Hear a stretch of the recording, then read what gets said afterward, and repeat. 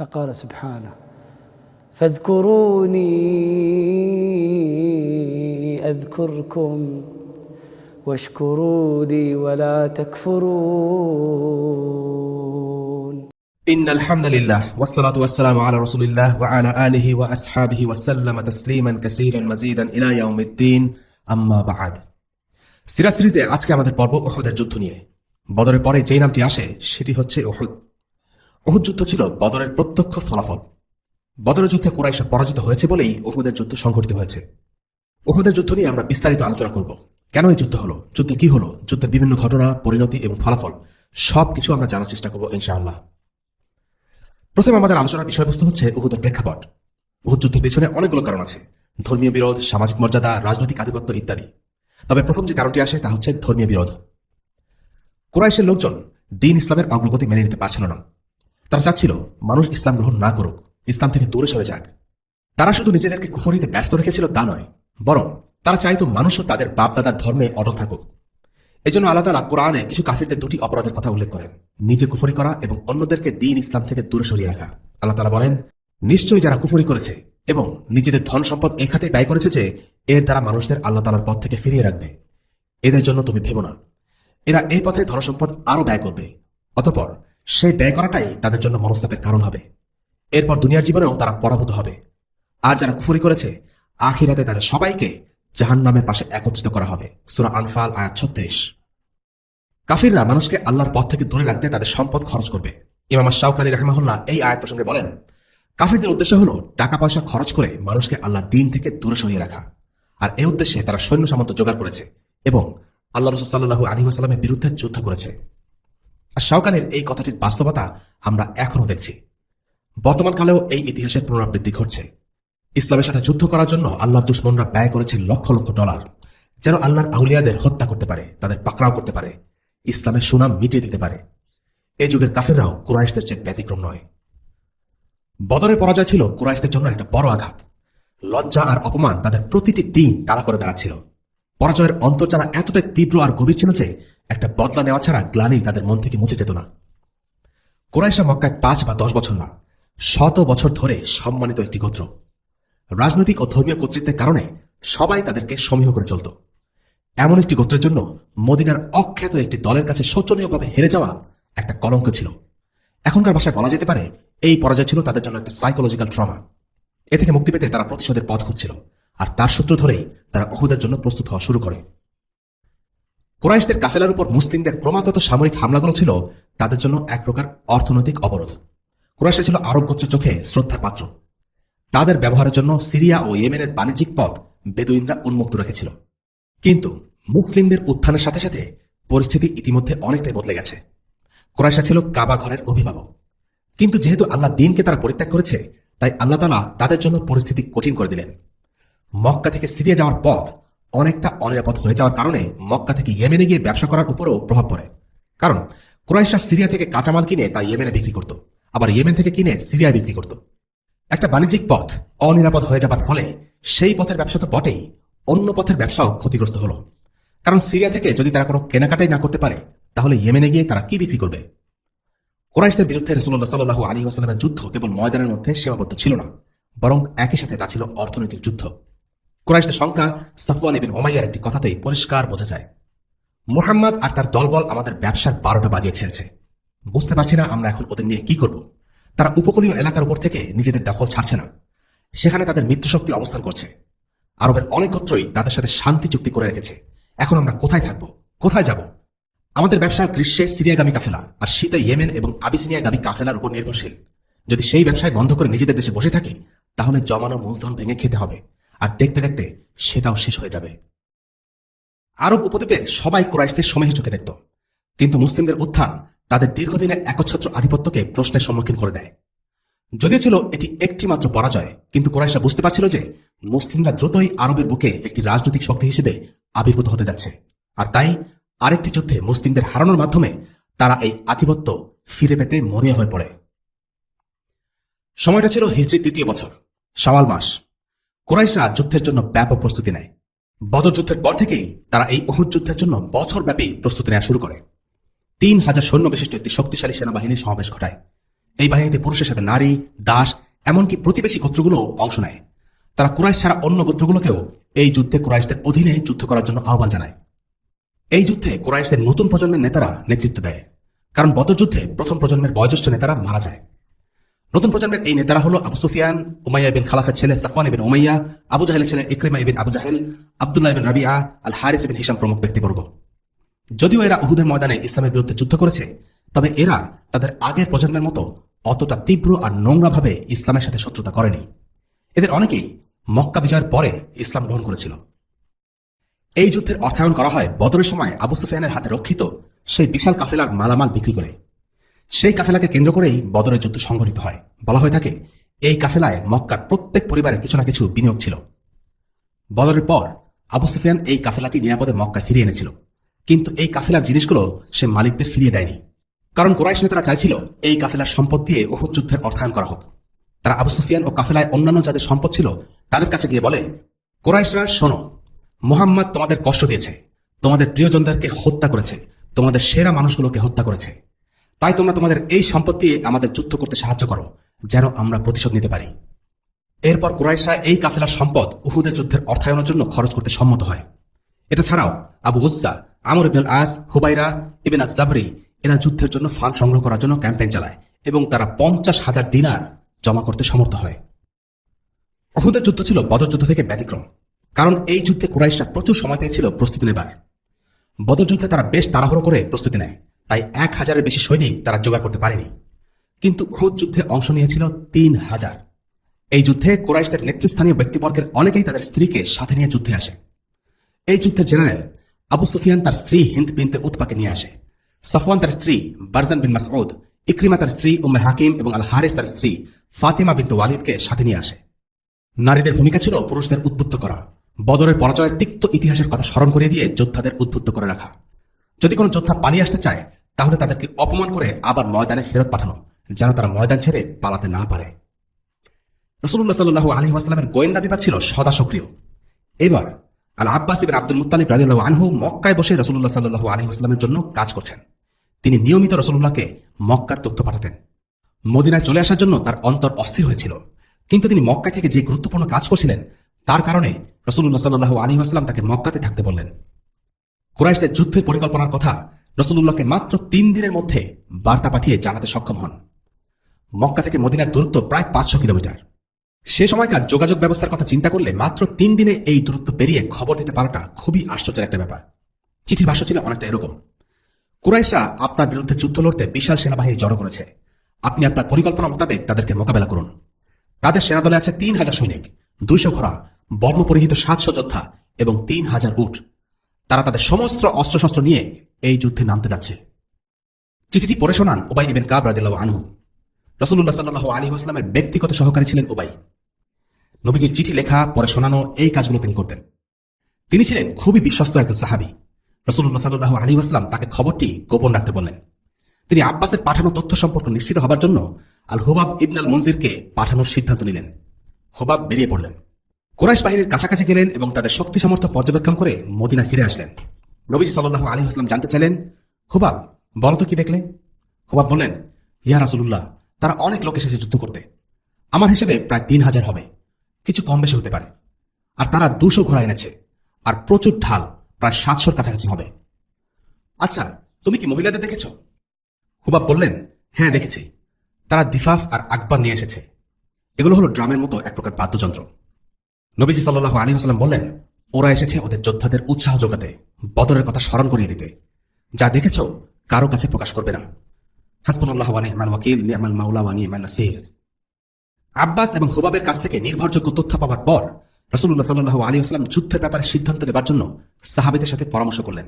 রাসূলুল্লাহ সাল্লাল্লাহু আলাইহি ওয়াসাল্লাম সাধারণ মানুষের কাছে এসব খবর গোপন রাখেন, কারণ হঠাৎ এই আক্রমণের খবর শুনে ভয় পেয়ে মনোবল হারিয়ে ফেলতে পারে। নবীজি সাল্লাল্লাহু আলাইহি ওয়াসাল্লাম প্রথমে গেলেন আনসারদের প্রধান সাদ ইবনে রাবির কাছে। কুরাইশদের মদিনা আক্রমণের পরিকল্পনার কথা তার কাছে সবিস্তারে বর্ণনা করে তার মতামত জানতে চান। চলে যাবার আগে সাদকে পুরো বিষয়টি গোপন রাখার নির্দেশ দেন। রাসূলুল্লাহ সাল্লাল্লাহু আলাইহি ওয়াসাল্লাম চলে যাবার পর সাদ ইবনে রাবির স্ত্রী এসে জানতে চাইল, আচ্ছা রাসূলুল্লাহ সাল্লাল্লাহু আলাইহি ওয়াসাল্লাম তোমাকে কি বলে গেলেন? সেটা তোমার না জানলেও চলবে, সাদ জবাব দিলেন। সাদের স্ত্রী বললেন, আমি কিন্তু সবই শুনে ফেলেছি। ইন্না লিল্লাহি ওয়া ইন্না ইলাইহি রাজিউন। সাদ চিন্তায় পড়ে গেলেন, স্ত্রীর সাথে খুব রাগ করলেন। রাসূলুল্লাহকে জানালেন যে তার স্ত্রী তাদের কথোপকথন শুনতে পেরেছে এবং তিনি নিজে থেকে কিছু জানাননি। রাসূলুল্লাহ সাল্লাল্লাহু আলাইহি ওয়াসাল্লাম বললেন, আচ্ছা বাদ দাও, তাকে ছেড়ে দাও। এই কাহিনী থেকে শিক্ষা হলো গোপনীয়তা রক্ষা করার গুরুত্ব। গোপন কথা গোপনই থাকবে, কাউকে বলা যাবে না, নিজের পরিবারের সদস্যদেরকেও না। মুসলিমদের নিরাপত্তা ও স্বার্থ সংশ্লিষ্ট বিষয়ে রাসূলুল্লাহ সাল্লাল্লাহু আলাইহি ওয়াসাল্লাম শুধু সেসব সাহাবীদের সাথেই যোগাযোগ করতেন যাদের বিষয়টি জানার প্রয়োজন আছে। এই নীতিটিকে বলা হয় দরকারের ভিত্তিতে জানা, নিড টু নো বেসিস। শুধু সেই জানবে যার জানা দরকার। সাদ ইবনে রাবি তার স্ত্রীকে নিজ থেকে কিছুই বলেননি, অথচ তিনি বলতে পারতেন, দেখেছো আল্লাহ রাসূল সাল্লাল্লাহু আলাইহি ওয়াসাল্লাম এসেছিলেন আমার কাছে পরামর্শের জন্য। এমন নয় যে তার স্ত্রীকে তিনি বিশ্বাস করতেন না, বরং তার স্ত্রীর জানার দরকার নেই বলেই তাকে কিছু বলেননি। বিশ্বাসী সবকিছু নয়, প্রয়োজনের কথা মাথায় রেখেই তথ্য আদান প্রদান করা উচিত। অনেকে মনে করে স্বামীর তার স্ত্রীর সাথে সবকিছু শেয়ার করা উচিত। এই ধারণা ঠিক নয়। কিছু ব্যাপার আছে যেগুলো কাছের মানুষদেরকেও বলতে হয় না। অনেক নারীর হয়তো কথার পছন্দ হবে না, কিন্তু বাস্তবতা হচ্ছে প্রকৃতিগতভাবেই মেয়েরা ছেলেদের চেয়ে বেশি আবেগী হয়, তাই তারা অনেক সময় পুরুষদের মতো পরিস্থিতি সামাল দিতে পারে না। তবে এর মানে এই নয় যে এই ঘটনার ধোয়া তুলে পুরুষরা সবকিছুই স্ত্রীর কাছে গোপন রাখবে। যেগুলো জানার অধিকার একজন স্ত্রীর আছে সেসব তাকে বলতে হবে, তবে বিশেষ করে উম্মার বৃহত্তর স্বার্থ এবং নিরাপত্তাজনিত বিষয়গুলো গোপন রাখতে হবে। রাসূলুল্লাহ সাল্লাল্লাহু আলাইহি ওয়াসাল্লাম এরপর অন্যান্য সাহাবীদের ডাকলেন। আলোচনা শুরু হলো, কিভাবে কি করা যায়। মূলত দুটি মত পাওয়া গেল। এক পক্ষ বলল, আমাদের মদিনার ভেতর থেকেই যুদ্ধ করা উচিত, মদিনাকে আমরা দুর্গ হিসেবে ব্যবহার করব। এভাবে যুদ্ধ করলে নারী আর শিশুরাও ছাদ থেকে পাথর ছোড়ার মাধ্যমে যুদ্ধে অংশগ্রহণ করতে পারবে। এটা ছিল রাসূলুল্লাহ সাল্লাল্লাহু আলাইহি ওয়াসাল্লাম এবং আব্দুল্লাহ ইবনে উবাইয়ের প্রস্তাব। রাসূলুল্লাহ সাল্লাল্লাহু আলাইহি ওয়াসাল্লাম এই প্রস্তাব করেছিলেন কৌশলগত কারণে, কিন্তু মুনাফিক নেতা আব্দুল্লাহ ইবনে উবাই এই মতামত দিয়েছিল কেননা সে মদিনার বাইরে গিয়ে যুদ্ধ করার ব্যাপারে খুবই ভয় পাচ্ছিল। অপরদিকে অধিকাংশের মতামত ছিল মদিনার বাইরে গিয়ে খোলা ময়দানে শত্রুর মোকাবেলা করা। মদিনার ভেতরে কাফির বাহিনী ঢুকে মুসলিমদের ঘরবাড়ি আক্রমণ করবে, তাদের মতে এটা খুবই লজ্জার বিষয়। যারা বদরের যুদ্ধে অংশগ্রহণ করেননি তারাই মূলত এই মত দিচ্ছিল। বদরের যুদ্ধে অংশগ্রহণ না করতে পেরে তাদের কেবলই মনে হচ্ছিল তারা অনেক কিছুই হারিয়ে ফেলেছেন, তাই এবারে যুদ্ধে যেতে তারা উন্মুখ হয়েছিলেন। তাদের আশঙ্কা ছিল যে শত্রুরা হয়তো মদিনায় ঢোকারই সাহস করবে না, আর সেই ক্ষেত্রে যুদ্ধ যদি নাই হয় তাহলে লড়বেন কার সাথে। তাদের চাপাচাপিতে রাসূলুল্লাহ সাল্লাল্লাহু আলাইহি ওয়াসাল্লাম দ্বিতীয় মতটাই গ্রহণ করলেন। সভা শেষে রাসূলুল্লাহ সাল্লাল্লাহু আলাইহি ওয়াসাল্লাম উঠে দাঁড়ালেন, ঘরে গিয়ে বর্ম পরে ফিরে এলেন। সাহাবীদের তখন মনে হলো রাসূলুল্লাহ সাল্লাল্লাহু আলাইহি ওয়াসাল্লামকে এত চাপাচাপি করা ঠিক হয়নি। তখন তারা নিজেদের মধ্যেই তর্ক জুড়ে দিলেন। আল্লাহ রাসূল একটা মত দিলেন আর তোমরা ভিন্ন মত দিচ্ছ। হামজা, তুমি যাও, এখনই গিয়ে তাকে বলো যে উনি যা ভালো মনে করবেন আমরা সেটাই করতে রাজি আছি। হামজা রাসূলুল্লাহ সাল্লাল্লাহু আলাইহি ওয়াসাল্লামের কাছে গিয়ে সেই কথা বললেন, কিন্তু রাসূলুল্লাহ বললেন, না, যখন বর্ম পরে একজন নবী যুদ্ধের জন্য প্রস্তুত হন তখন সে বর্ম খুলে ফেলা তার জন্য সঙ্গত নয়, যতক্ষণ না পর্যন্ত আল্লাহ তার এবং তার শত্রুদের মধ্যে ফয়সালা করেন। অর্থাৎ সিদ্ধান্ত নেওয়া হয়ে গেছে, এখন বাস্তবায়নের পালা। সিদ্ধান্তহীনতায় ভোগা যাবে না। যদি একজন রাসূল শুরা বা আলোচনার মাধ্যমে একটি সিদ্ধান্ত গ্রহণ করেন তখন তিনি সেই গৃহীত সিদ্ধান্তই বাস্তবায়ন করবেন। এই ঘটনা থেকে আমরা নেতৃত্বের দুটো শিক্ষা পাই। এক, সিদ্ধান্তের দৃঢ়তা। একজন নেতার সিদ্ধান্তহীনতায় ভোগা উচিত নয়, তার যখন তখন সিদ্ধান্ত বদল করা চলবে না। কারো কথা বা চাপাচাপিতে তার সিদ্ধান্ত নিয়ে পরবর্তীতে দোলাচলে পড়া কাম্য নয়। সে সকলের মতামত শুনবে, আলোচনা করবে এবং তারপর একটি সিদ্ধান্তে উপনীত হবে। সেই সিদ্ধান্ত থেকে পিছু হটা যাবে না, সেটাই হবে চূড়ান্ত সিদ্ধান্ত। তবে যদি কোনো নতুন তথ্য আসে অথবা ভুল তথ্যের ভিত্তিতে সিদ্ধান্ত নেওয়া হয় তাহলে সিদ্ধান্ত পরিবর্তন করার বিষয়টি ভেবে দেখা যেতে পারে, নতুবা আগের সিদ্ধান্তই চূড়ান্ত হিসেবে কার্যকর থাকবে। নেতা যদি সিদ্ধান্তহীনতায় ভোগে তাহলে তার অধীনস্থরাও নিরাপত্তাহীনতায় ভুগবে। যুদ্ধের ক্ষেত্রে সিদ্ধান্তহীনতা সৈনিকদের কাছে খুবই অপছন্দনীয় একটি বিষয়, কেননা যুদ্ধক্ষেত্রে এক একটা সিদ্ধান্তের উপর জীবন মরণ নির্ভর করে। রাসূলুল্লাহ সাল্লাল্লাহু আলাইহি ওয়াসাল্লাম প্রত্যেক নেতার জন্য একটি দৃষ্টান্ত স্থাপন করে গেছেন। যখনই কোনো নেতা কোনো বিষয় সিদ্ধান্ত গ্রহণ করবে সেটা চূড়ান্ত হবে, লোকের কথায় চট করে তা পাল্টে ফেলা যাবে না। দ্বিতীয় শিক্ষা, মত প্রদানের আবহ বিরাজ করা। রাসূলুল্লাহ সাল্লাল্লাহু আলাইহি ওয়াসাল্লাম সাহাবীদের সাথে পরামর্শ বা মাশওয়ারা করতেন এবং তিনি এমন একটি আবহ বজায় রাখতেন যেন সাহাবীরা মন খুলে নিজেদের মত দিতে পারেন। তিনি তাদের জন্য বিষয়টি সহজ করে দিতেন। এমন হতো না যে সাহাবীরা রাসূলুল্লাহ সাল্লাল্লাহু আলাইহি ওয়াসাল্লামের সামনে নিজেদের মত দিতে ভয় পাচ্ছেন বা অস্বস্তি বোধ করছেন। রাসূলুল্লাহ শুরা নামে মাত্র কোনো আনুষ্ঠানিকতা ছিল না, সেখানে আসলেই মত দেয়া নেওয়া হতো। রাসূলুল্লাহ সাল্লাল্লাহু আলাইহি ওয়াসাল্লাম ছিলেন মিশুক প্রকৃতির, খোলা মনের মানুষ। যেসব বিষয়ে ওয়াহী নাজিল হয়নি সেসব ব্যাপারে তিনি অন্যদের মত শুনতেন, ভালো হলে মত গ্রহণ করতেন। চূড়ান্ত সিদ্ধান্ত তিনি নিতেন যেহেতু তিনি নেতা, এবং তার সিদ্ধান্ত সাহাবীরা মেনে নিতেন। নিজেদের মত গ্রহণ না করা হলে সেটা নিয়ে তারা অখুশি থাকতেন না। এবার ময়দানের উদ্দেশ্যে যাত্রা। শুরার মাধ্যমে সিদ্ধান্ত নেওয়া হলো এবং মুসলিমরা প্রস্তুতি নেওয়া শুরু করল। উহুদ পাহাড়ের পাশে তারা তাদের গন্তব্য স্থির করলেন। মদিনা থেকে উহুদের দূরত্ব প্রায় মাইলখানেক হবে। রাসূলুল্লাহ সাল্লাল্লাহু আলাইহি ওয়াসাল্লাম তার যাত্রার সময় হিসেবে বেছে নিলেন মধ্যরাত, ইচ্ছে করেই। এই সময় ক্লান্ত কুরাইশ বাহিনীর ঘুমিয়ে থাকার কথা, কারণ তারা লম্বা ভ্রমণ করে মদিনার কাছাকাছি এসেছে। অভিযান গোপন রাখার জন্য আল্লাহ রাসূল সাল্লাল্লাহু আলাইহি ওয়াসাল্লাম দ্বিতীয় আরেকটি কৌশল অবলম্বন করলেন, আর তা হল যুদ্ধক্ষেত্রে পৌঁছার জন্য এমন একটি পথ বেছে নিলেন যেখানে তাদেরকে শত্রুরা দেখতে পারার সম্ভাবনা কম। তিনি এই কাজের জন্য একজনকে স্বেচ্ছাসেবক হবার আহ্বান করলেন। বললেন, কেউ কি আছে যে এমন পথ দেখাতে পারবে যেটা দিয়ে গেলে শত্রুরা আমাদের গতিবিধি টের পাবে না? আবু খাইসামা স্বেচ্ছাসেবী হিসেবে এই কাজে এগিয়ে এলেন। তারা সাধারণের চলাচলের পথ ছেড়ে কৃষিজমির উপর উঠলেন, রওনা হলেন মদিনার বাইরে উহুদের অভিমুখে। পথিমধ্যে মিরবা এবং কাইসি নামের এক অন্ধ মুনাফিকের কৃষিজমি পড়ল। যখন তার খামারের কৃষিজমির উপর দিয়ে হেঁটে যাচ্ছিলেন, স্বাভাবিকভাবেই কৃষিজমির ক্ষতি এড়ানো সম্ভব হয়নি। মিরবা খেপে গেল। সে মুসলিম সেনাদলকে উদ্দেশ্য করে কাদা ছুটতে লাগলো। রাগে অন্ধ হয়ে বলল, তুমি যদি আল্লাহর রসূল হও তাহলেও আমি তোমাকে আমার বাগানে প্রবেশ করার অনুমতি দেব না। রাসূলুল্লাহ সাল্লাল্লাহু আলাইহি ওয়াসাল্লাম তাকে কোনো পাত্তা দিলেন না। বাহিনী নিয়ে যেভাবে চলছিলেন সেভাবে চলতে থাকলেন। অন্ধ লোকটা এবার বলল, আল্লাহর কসম, আমি যদি পারতাম তাহলে মুহাম্মদ, আমি শুধু তোমার মুখেই কাদা ছুঁড়ে মারতাম। সাহাবীরা রেগে গেলেন, তাকে মেরে ফেলতে চাইলেন। রাসূলুল্লাহ সাল্লাল্লাহু আলাইহি ওয়াসাল্লাম বললেন, ওকে ছেড়ে দাও। এই অন্ধের অন্তর আর চোখ দুটোই অন্ধ। তারা তাকে একা রেখে চলে গেলেন। তবে রাসূলুল্লাহ সাল্লাল্লাহু আলাইহি ওয়াসাল্লামের এই কথা বলার আগেই একজন সাহাবী সাদ ইবনে যায়েদ তাকে বর্শা দিয়ে আঘাত করে বসেন। তবে সেটা গুরুতর কিছু ছিল না, লোকটিকে ছেড়ে দেওয়া হয়। এই ঘটনা থেকে শিক্ষা হলো, ইসলামে ব্যক্তিগত স্বার্থের উপর সামষ্টিক স্বার্থ প্রাধান্য পায়। এই ঘটনায় ক্ষতি হয়েছে একজনের, কিন্তু তার বিনিময়ে অন্য সকলে লাভবান হয়েছে। কাজেই যখন প্রয়োজন হবে তখন ব্যক্তির উপর সমাজের স্বার্থ অগ্রাধিকার পাবে। আল্লাহ রাসূল সাল্লাল্লাহু আলাইহি ওয়াসাল্লাম বাগান এবং গাছগাছালি ঘেরা পথ ধরে এগোতে থাকলেন। সবকিছু ঠিকঠাক মতো চলছিল। মুসলিম সেনাবাহিনীতে ছিল 1000 সেনা। তারা আশাউদ বাগানে পৌঁছার মাঝপথে এসে মুনাফিক নেতা আব্দুল্লাহ ইবনে উবাই হঠাৎ করে ভোল পাল্টে ফেলল। সে তার 300 সেনা নিয়ে মদিনার দিকে ফিরে গেল। বলল, মুহাম্মদ ছেলে ছোকরাদের কথা শুনে মদিনার বাইরে যুদ্ধ করতে যাচ্ছে। এদের কথা কি কোনো দাম আছে? আর সে আমার মতামতকে কোনো দামই দিল না। অযথা মরতে যাব নাকি? এই খোরা যুক্তি দেখিয়ে সে মদিনার পথ ধরল। এগুলো ছিল তার মুখের কথা। যদি আসলেই মদিনার বাইরে যুদ্ধ করতে যাওয়া আত্মঘাতী সিদ্ধান্ত হতো তাহলে সে আগেই সেটা বলতে পারত। এতদূর পথ পাড়ি দেওয়ার পর ফেরত যাওয়ার কোনো মানেই নেই। সে নিজের লোকজন নিয়ে স্বেচ্ছায় এতদূর এসেছে। আসলে তার প্রকৃত উদ্দেশ্য ছিল মুসলিম ক্যাম্পে বিশৃঙ্খলা তৈরি করা, তাদের মনোবল ভেঙে দেওয়া। কিন্তু আল্লাহ তাআলা যা চান তাই হয়। তিনি খারাপের মধ্য থেকে ভালোকে বের করে নিয়ে আসতে পারেন। আপাত দৃষ্টিতে মনে হতে পারে এই 300 জন সৈনিক বের হয়ে যাওয়ায় অনেক বড় ক্ষতি হয়ে গেল, কিন্তু আল্লাহ তাআলা এর মাধ্যমে মুমিন এবং মুনাফিকদের আলাদা করে ফেলেন। সাধারণ শান্তিময় পরিবেশে মুমিন আর মুনাফিকের মধ্যে পার্থক্য করা খুবই কঠিন। যে কেউ মুনাফিক হতে পারে। মসজিদে বসে ইবাদত করা লোকটা একটা মুনাফিক। এমনকি একজন আলিম, হুজুর ও মুফতিও মুনাফিক হতে পারে। কিন্তু একটা জায়গায় মুনাফিকদের পরিচয় বের হয়ে আসে, তা হলো যুদ্ধের ময়দানে। আল্লাহ তাআলা বলেন, তোমরা বর্তমানে যে ভালো মন্দ মিশানো অবস্থার উপর আছো, আল্লাহ তাআলা কখনো তার ইমানদার বান্দাদের সে অবস্থার উপর ছেড়ে দিতে চান না যতক্ষণ না তিনি সৎ লোকদের অসৎ লোকদের থেকে আলাদা করে দেবেন। সূরা আলে ইমরান আয়াত 179। আল্লাহ রাসূলের একজন সাহাবী আব্দুল্লাহ ইবনে আমর ইবনে হারাম রাদিয়াল্লাহু আনহু মুনাফিকদের বোঝানোর চেষ্টা করলেন তারা যেন ফিরে না যায়। তিনি তাদেরকে বারবার বোঝানোর চেষ্টা করলেন। বললেন, ভাইরা, আমি তোমাদেরকে আল্লাহর কথা স্মরণ করিয়ে দিচ্ছি। শত্রু এসে পড়েছে, এমন সময়ে তোমরা তোমাদের নবীকে পরিত্যাগ করো না।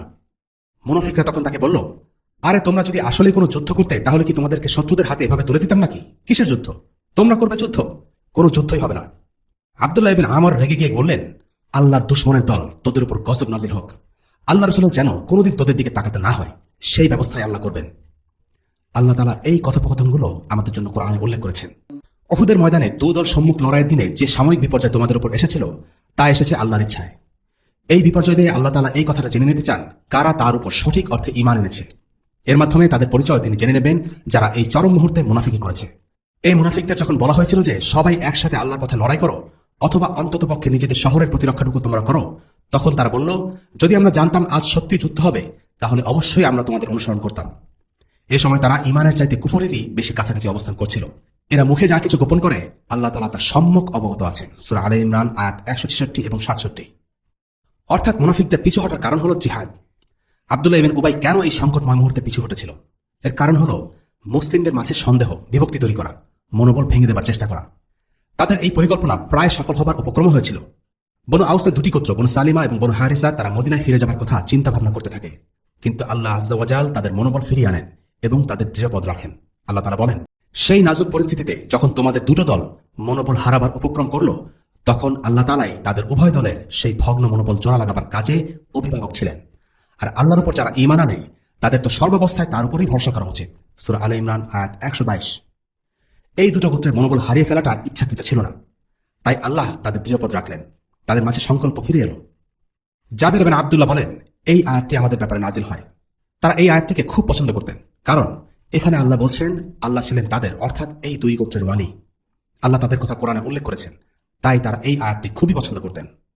আর সেখানে পৌঁছার পর দেখা গেল সেখানে বেশ কিছু মানুষ জড়ো হয়ে আছে। তারা ছিল কিছু ইহুদি, যারা ছিল আব্দুল্লাহ ইবনে উবাইয়ের মিত্র। মদিনার সনদ অনুসারে তাদের এই যুদ্ধে যোগ দেবার কথা, কিন্তু আল্লাহ রাসূল সাল্লাল্লাহু আলাইহি ওয়াসাল্লাম দেখলেন এই বাহিনীতে আব্দুল্লাহ ইবনে উবাই এবং তার লোকজন না থাকলেই ভালো, কারণ তাদের উদ্দেশ্যই ঝামেলা পাকানো। তাই তিনি ইহুদিদের থেকে কোনো সাহায্য নিলেন না, বললেন, মুশরিকদের বিরুদ্ধে আমরা মুশরিকদের সাহায্য নেব না। আর সেইখানে পৌঁছার পর তিনি কম বয়সী ছেলেপেলেদের মদিনায় পাঠিয়ে দেন। চোখের আন্দাজে যাদের বয়স কম মনে হচ্ছিল তাদেরকে মদিনায় ফেরত পাঠানো হয়। 14 বছর ছিল সর্বনিম্ন বয়স। আব্দুল্লাহ ইবনে ওমর, যায়েদ বিন সাবিত, উসামা বিন যায়েদ, যায়েদ বিন আরকাম, আল বারা ইবনে আজিব, আবু সাঈদ আল খুদরি সহ প্রায় 17 জন কিশোরকে ফেরত পাঠিয়ে দেওয়া হয়। কম বয়সী ছেলেপেলেরা তাই রাসূলুল্লাহ সাল্লাল্লাহু আলাইহি ওয়াসাল্লামের চোখের আড়াল হয়েছিল, যেন তিনি তাদের দেখতে না পান। এই প্রসঙ্গে একটা মজার ঘটনা আছে। রাফি বিন খাতিজ নামের এক কম বয়সী ছেলে ছিল, তাকে মদিনায় পাঠিয়ে দেওয়ার সিদ্ধান্ত হয়। কিন্তু সে বলল, ইয়া রাসূলুল্লাহ, আমি ভালো তীর চালাতে পারি। তার বিশেষ যোগ্যতার কথা শুনে রাসূলুল্লাহ সাল্লাল্লাহু আলাইহি ওয়াসাল্লাম তাকে থাকার অনুমতি দিলেন। রাফির কথা শুনে তার বন্ধু সামুরা তার পালক বাবার কাছে গিয়ে কাঁদতে কাঁদতে অভিযোগ করল, রাসূলুল্লাহ সাল্লাল্লাহু আলাইহি ওয়াসাল্লাম রাফিকে অনুমতি দিয়েছে, কিন্তু আমাকে অনুমতি দেয়নি, অথচ কুস্তিতে তো আমি রাফিকে হারিয়ে দিই। রাসূলুল্লাহ সাল্লাল্লাহু আলাইহি ওয়াসাল্লাম এই অভিযোগ শুনে বললেন, ঠিক আছে, তোমরা কুস্তি লড়ো। সামুরা রাফিকে হারিয়ে দিল। রাসূলুল্লাহ সাল্লাল্লাহু আলাইহি ওয়াসাল্লাম তখন সামুরাকেও বাহিনীতে নিয়ে নিলেন। পুরো সিরাত জুড়ে এমন কিছু উৎসাহী এবং স্বতঃস্ফূর্ত সাহাবীদের দেখা মেলে। ঘরে বসে থাকার সুযোগ পেলেও তারা সেটা ছেড়ে ময়দানে নেমে এসেছেন ইসলামের জন্য কিছু করার আশায়। রাসূলুল্লাহ তাদের উৎসাহের তারিফ করেছেন। বিশেষ দক্ষতা থাকায় কম বয়স্ক ছেলেদেরকেও তাদের বাহিনীতে অংশ নিতে দিয়েছেন। তারা ছিল সাধারণ নিয়মের ব্যতিক্রম।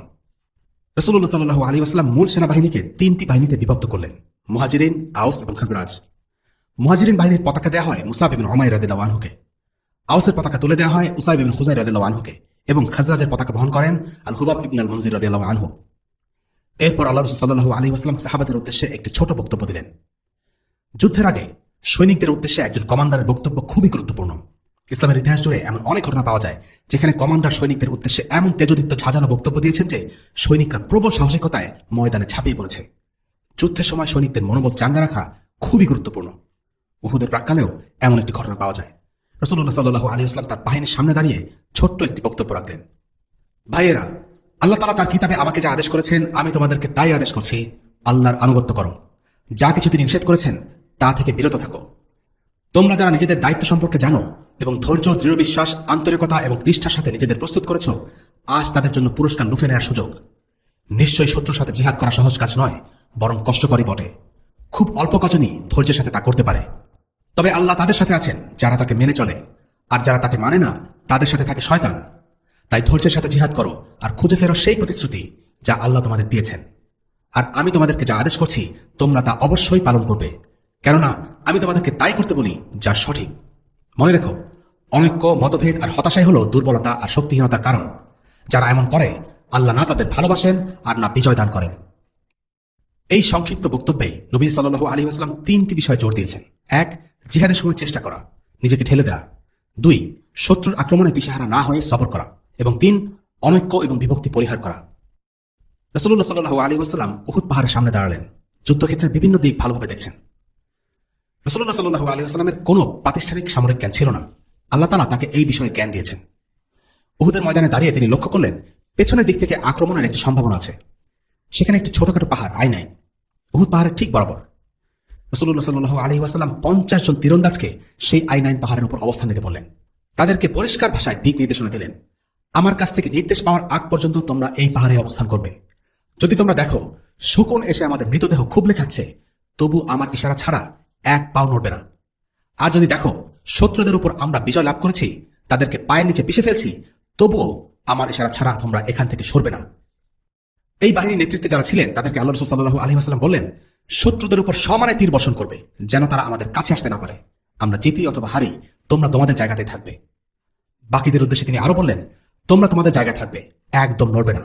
যদি দেখো আমরা বিজয়ী হয়েছি, তাদের সেনা শিবিরে ঢুকে পড়ছি, তবুও তোমরা নড়বে না। আর যদি দেখো আমরা মারা পড়ছি, আমাদেরকে সাহায্য করতে আসার প্রয়োজন নেই। তাদের উপর সমানে তীর ছুটতে থাকবে।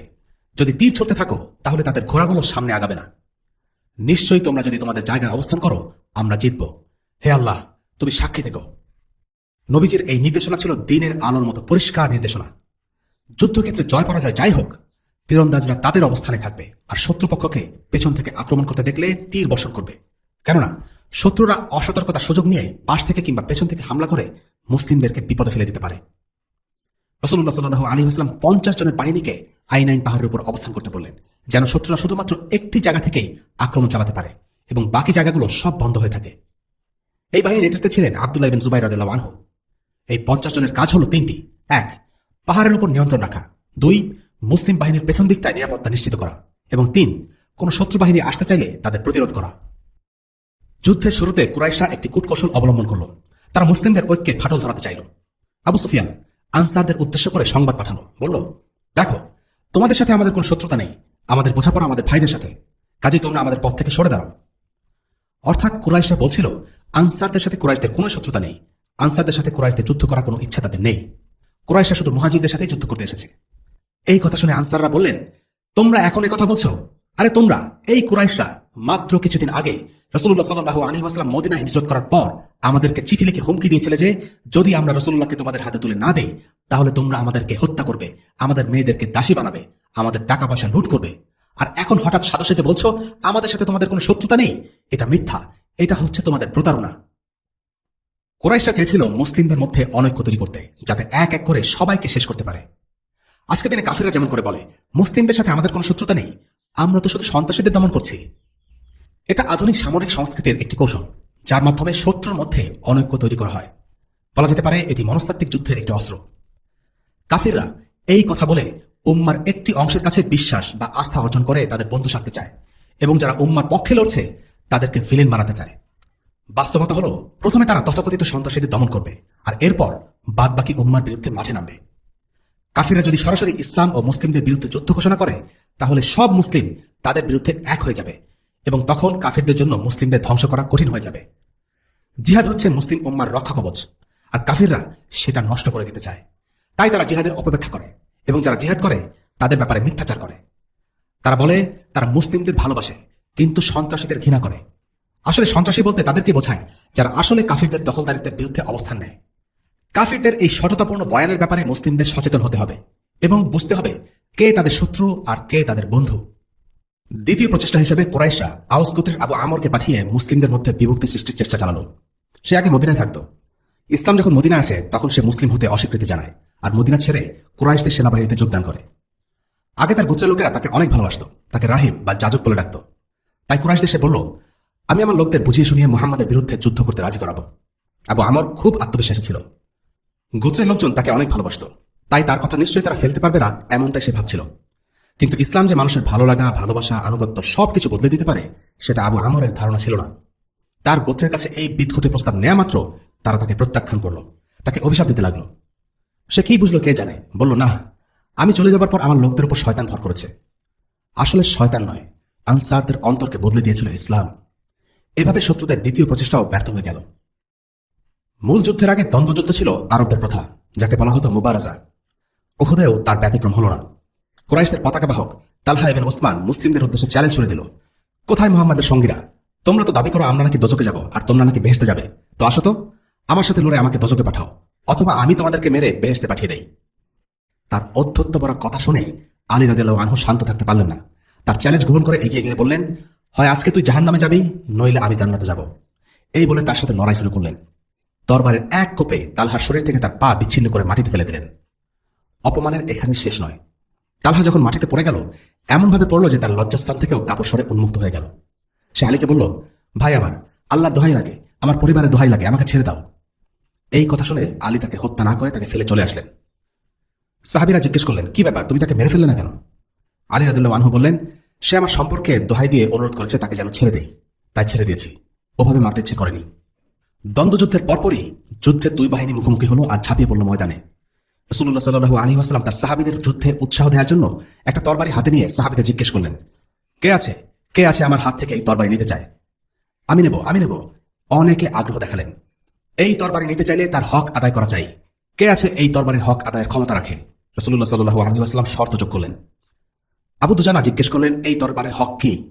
রাসূলুল্লাহ সাল্লাল্লাহু আলাইহি ওয়াসাল্লাম বললেন, এর হক হচ্ছে এটা দিয়ে শত্রুকে এমনভাবে আঘাত হানবে যেন এটা বেঁকে যায়। শক্ত ধাতব তরবারি বাকিয়ে ফেলা যেন তেন চ্যালেঞ্জ ছিল না। সবাই যেন কিছুটা চুপসে গেল। কিন্তু এগিয়ে এলেন সিমাক ইবনে খারশা রাদিয়াল্লাহু আনহু, যিনি আবু দুজানা নামেই পরিচিত। তিনি বললেন, আমি এই তরবারির হক আদায় করব ইয়া রাসূলুল্লাহ। রাসূলুল্লাহ সাল্লাল্লাহু আলাইহি ওয়াসাল্লাম তরবারি বীর যোদ্ধা আবু দুজানার হাতে তুলে দিলেন। আবু দুজানা তরবারি হাতে নিলেন, মাথায় বাঁধলেন একটি লাল পট্টি। আবু দুজানা যখনই যুদ্ধে যেতেন তখন লাল পট্টি মাথায় বাঁধতেন। এটা ছিল তার যুদ্ধের সাজ। এরপর শত্রু দলের সামনে দাপটের সাথে হেঁটে বেড়াতেন। তার প্রতিটি পদক্ষেপে যেন শক্তি ঝরে পড়ত। তার এই বিশেষ হাঁটার ধরন দেখে রাসূলুল্লাহ সাল্লাল্লাহু আলাইহি ওয়াসাল্লাম বলেছিলেন, এইভাবে দম্ভ সহকারে হাঁটা আল্লাহ তাআলা পছন্দ করেন না। তবে এই পরিস্থিতির কথা ভিন্ন। অর্থাৎ যুদ্ধের সময় শত্রুদের সামনে এইভাবে হাঁটলে আল্লাহ তা পছন্দ করেন। একজন মুসলিম কখনোই দাম্ভিক হবে না।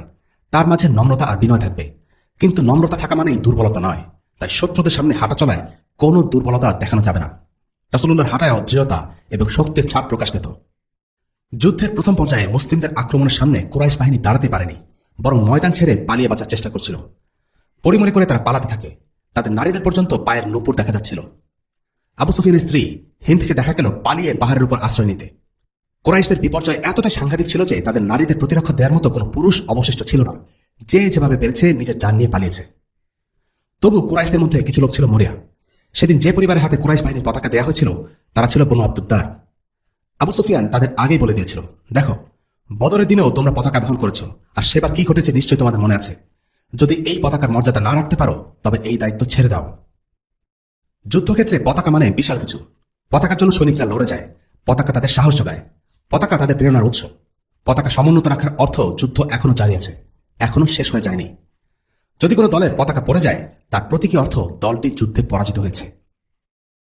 উহুদের যুদ্ধে বনু আব্দুদ্দারের লোকেরা পতাকা সম্মান রক্ষার্থে বীরের মতো লড়ে যায়। একে একে সেই পরিবারের 7 জন লোক নিজের জান দিয়ে দেয়। প্রথমে একজন পতাকা ধরে, তাকে হত্যা করা হয়। এরপর দ্বিতীয় জন, তাকে হত্যা করা হয়। এমনি করে 7 জন পতাকা ধরে রাখতে গিয়ে মৃত্যুবরণ করে। এরপর তাদের এক আবিসিনিয়ান দাস পতাকা উঁচু করে ধরে। তার হাতে মারাত্মক আঘাত পাবার পরেও সে পতাকাটি কোনো রকমে তুলে ধরে রাখার চেষ্টা চালিয়ে যায়। ওই কঠিন মুহূর্তেও সে বলতে থাকে, আমি কি আমার দায়িত্ব ঠিকমতো পালন করেছি? তারপর পতাকা মাটিতে পড়ে যায়। আর তখনই কুরাইশরা ময়দান ছেড়ে পালিয়ে যেতে শুরু করে। কোরআনের পর্দায় উহুদের এই যুদ্ধের পর্যায়কে আল্লাহ বর্ণনা করেছেন।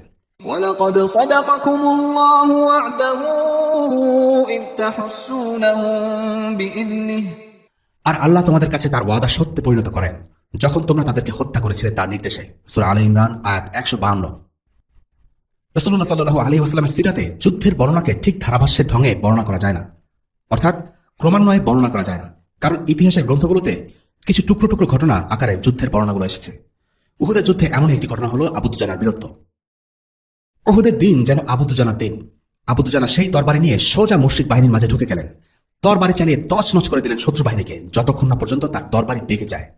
আর জুবাইর ইবনুল আওয়াম রাদিয়াল্লাহু আনহু সেদিনের হিরো আবু দুজানার কাহিনী নিজ চোখে দেখলেন। তিনি বলেন, আল্লাহ রাসূল যখন আমাকে তরবারি না দিয়ে আবু দুজানাকে দিলেন, আমি মনে মনে বেশ দুঃখ পেলাম। ভাবলাম, দেখে নেব আবু দুজানা কি এমন বীরত্ব দেখায়। কিন্তু উহুদের সেই দিনে আবু দুজানা ছিল অপ্রতিরোধ্য। তার সামনে যেই পড়েছে সেই মারা পড়েছে। অপরদিকে কুরাইশদের মাঝেও ছিল তেমনি এক মুশরিক সৈনিক, সামনে যাকে পেরেছে তাকে হত্যা করেছে। যুদ্ধের এক পর্যায়ে সেই মুশরিক যোদ্ধা আর আবু দুজানা দুজনেই দুজনের বেশ কাছাকাছি চলে এলো। আমি আল্লাহর কাছে দোয়া করতে থাকলাম যেন তারা দুজনের পরস্পর মুখোমুখি হয়। আর আল্লাহর ইচ্ছায় তাই হলো।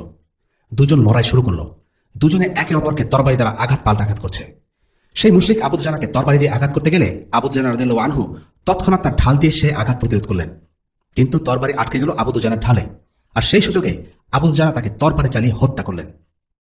কাব ইবনে মালিক রাদিয়াল্লাহু আনহু উহুদের একই রকম আরেকটি কাহিনী বর্ণনা করেছেন। তার বর্ণনায়, আমি এক মুশরিককে সেদিন দেখেছি মুসলিমদের উদ্দেশ্যে বলছিল, কোথায় আছিস ভাড়ার দল, জবাই হতে চাস বুঝি? এরপর দেখলাম আপাতমস্তক বর্মে ঢাকা এক মুসলিম যোদ্ধা সেই মুশরিকের চ্যালেঞ্জের জবাব দিতে এগিয়ে এলেন। আমি মনে মনে দুজনের মধ্যে তুলনা করতে লাগলাম। সেই মুশরিক সৈনিক পোশাক, অস্ত্রসজ্জা সব দিক দিয়ে বেশি এগিয়ে। দুজন কখন মুখোমুখি হবে আমি সেই অপেক্ষা করতে লাগলাম। একসময় ঠিকই তারা সম্মুখ যুদ্ধে অবতীর্ণ হলো। আপাতমস্তক ঢাকা সেই মুসলিম যোদ্ধা তার তরবারি দিয়ে মুশরিক যোদ্ধার কাঁধে এত জোরে আঘাত হানলেন যে তার তরবারি শরীর চিরে পায়ের উর পর্যন্ত পৌঁছে এলো। এরপর সেই মুসলিম নিজের মুখ থেকে কাপড় সরিয়ে আমাকে জিজ্ঞেস করলেন, কেমন উপভোগ করলে কাব? আমি হচ্ছি আবু দুজানা। অর্থাৎ তরবারের আঘাত এতটাই জোরালো ছিল যে তার পুরো দেহ ঘাড় থেকে উরু পর্যন্ত 2 ভাগ হয়ে যায়। যুদ্ধের এই পর্যায়ে মুসলিমরা পরিষ্কারভাবে এগিয়েছিল। মুসলিমদের আক্রমণে কুরাইশরা পুরোপুরি পর্যদস্ত হয়ে যায়। ময়দানে টিকে থাকাই তাদের জন্য অসম্ভব হয়ে যায়। তারা পালাতে থাকে। মুসলিমরা তাদের রেখে যাওয়া গনিমতের মাল সংগ্রহ করতে শুরু করে। ময়দানের পুরো নিয়ন্ত্রণ তখন মুসলিমদের হাতে। আর কিছুক্ষণ পরেই মুসলিমদের বিজয় সুনিশ্চিত হয়ে যাবে। কুরাইশরা এবারও হেরে যাবে। যে কোনো পর্যবেক্ষকের দৃষ্টি থেকে তাই মনে হবার কথা। কিন্তু তখনই ঘটে গেল একটি বিপর্যয়, একটি বড় বিপর্যয়, যা ময়দানের পুরো সমীকরণকে পাল্টে ফেলল। আগামী পর্বে আমরা আকস্মিক ঘটে যাওয়া এই বিপর্যয় নিয়ে আলোচনা করব ইনশাআল্লাহ। ওয়াসাল্লাল্লাহু আলা সাইয়্যিদিনা মুহাম্মদ ওয়া আলা আলিহি ওয়া আসহাবিহি ওয়া সাল্লাম। আলহামদুলিল্লাহি রাব্বিল আলামিন। আসসালামু আলাইকুম ওয়া রাহমাতুল্লাহি ওয়া বারাকাতুহু।